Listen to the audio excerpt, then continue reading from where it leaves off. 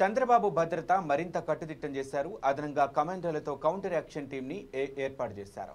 చంద్రబాబు నాయుడుకి భద్రత మరింత కట్టుదిట్టమైంది. ఆయన భద్రతా వలయంలోకి కౌంటర్ యాక్షన్ బృందాలు వచ్చాయి.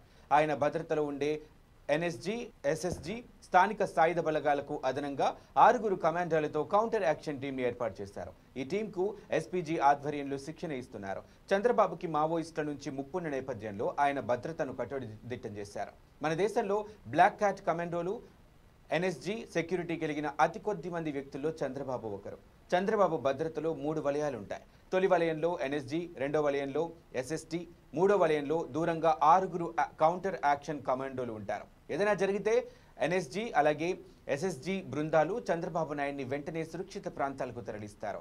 కౌంటర్ యాక్షన్ టీం మాత్రం దాడికి వచ్చిన వారిని వదలకుండా వారిని తుదముట్టిస్తోంది. ఈ మేరకు వారితో శిక్షణ కూడా ఏర్పాటు చేశారు. విదేశాలతో పాటు దేశంలో వివిధ అత్యుత్తమ శిక్షణ ఇచ్చే కేంద్రాల్లో వీరికి శిక్షణ ఇప్పించారు. నిన్నటి నుంచి వీరు అధికారికంగా చంద్రబాబు భద్రతా వలయంలో చేరారు.